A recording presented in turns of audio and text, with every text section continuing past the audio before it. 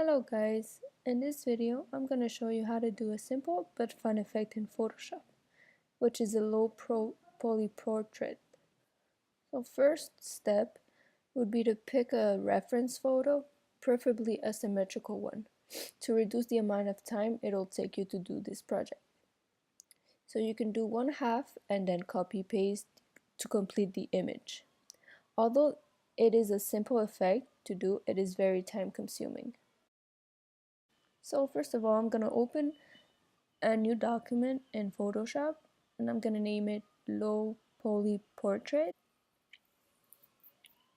And as you can see, I made it a 8.5 by 11, but it can be any size you want.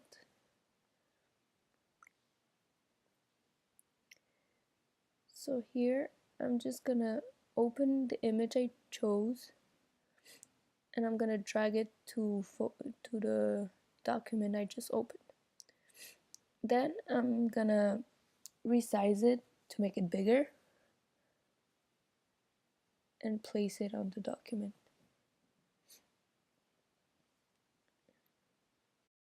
So step 2 is to set up your grid. You can set up your grid by going in the top left corner where you're gonna see Photoshop CC. You're gonna go to preferences and down to guides, grid and slices. There you're gonna see the measurements for the squares of your grid and you're gonna make sure they're 2 by 2 centimeters. And then you're gonna press OK. After setting up your grid, you'll enable a snapping by going in the View tab, Snap to, and click Grid. Enabling this feature will help us make even triangles throughout the process. After setting up the grid and enabling the snapping, you can go ahead and delete one half of the picture with the rectangle selection tool, like so.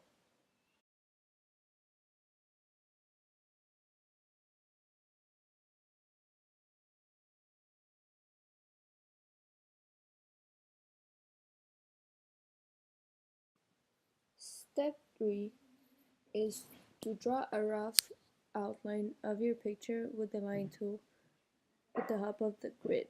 Make sure you draw your lines close to the grid so it snaps in place, like so.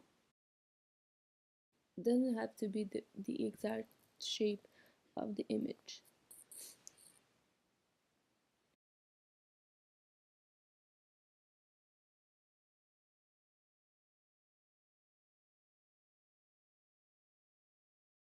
Make that around the shape until the line connects itself.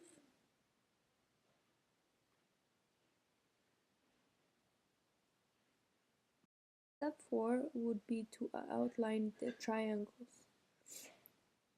So with the line tool still, outline the triangles throughout the picture, and when all the triangles are outlined, you will merge all the layers to avoid having too much layers.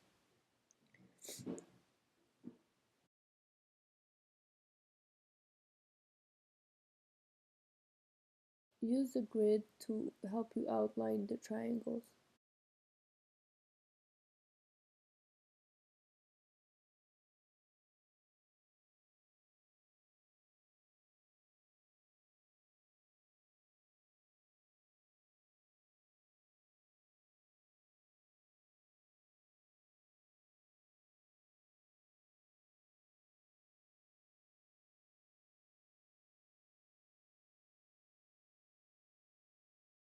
Also, whenever you see a more contrasted area of the picture, make sure you outline them separately and draw the triangles in the shape you made around the area which is more contrasted, like I did for the eye right here.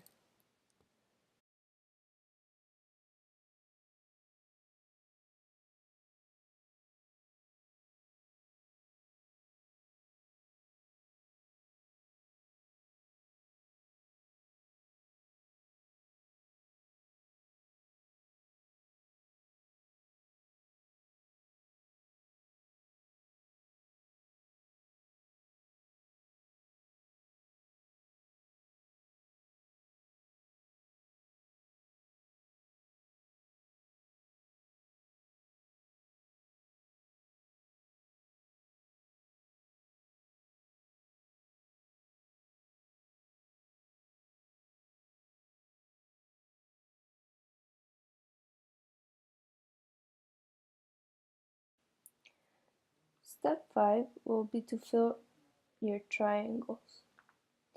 When you're done outlining your triangles, fill them by using the polygonal mark tool to select them. Use Command L on a Mac or Control L on a PC to select the polygonal mark tool. Make sure you're on the layer of the reference image. If you're not on the reference image, this effect will not work. Use the paint bucket tool so it can allow you to paint the triangles you selected. So once the triangle selected, go to the filter tab, go to blur and average. This will fill the triangles according to the color of the reference image.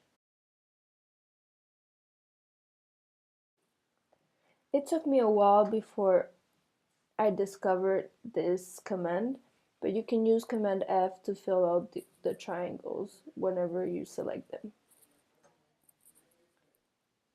Step 6 is to separate the shape from the background. So separate the image from the background with the reference photo selected. Use the grid and the polygonal mark tool to make a selection around the shape. After the shape selected, press Command J on a Mac or Control J for a PC to copy the selected area into a new layer. After separating the shapes from the background image, you can delete the other layer. You can also hide the line layers and hide the grid by going to View, Show, and click in Grid.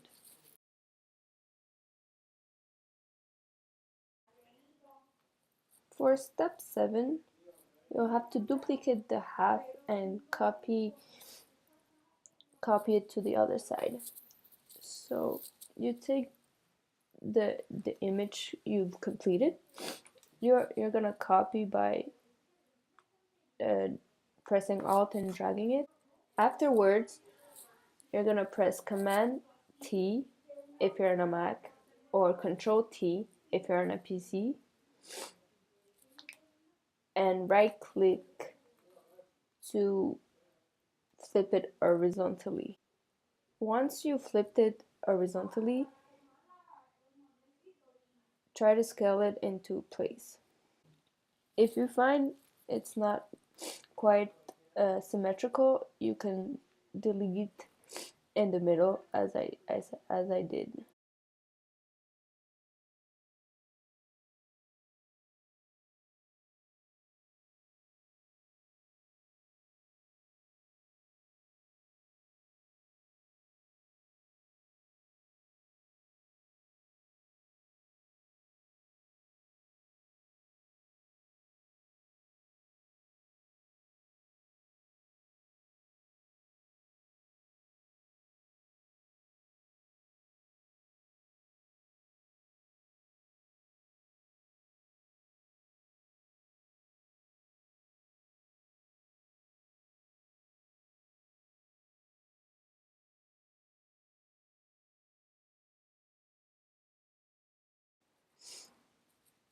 Step 8 is the final step, and is the step where you can add your own modifications. So in my case, I just added a different color background, but you can also add any gradient filter if you want.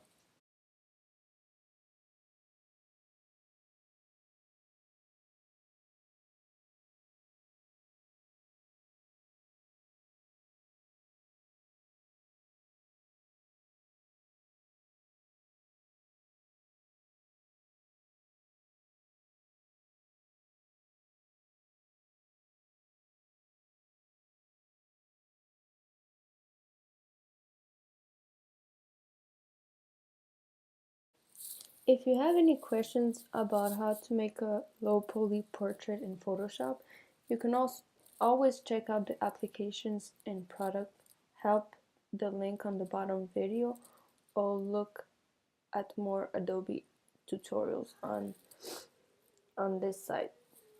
Thanks for watching.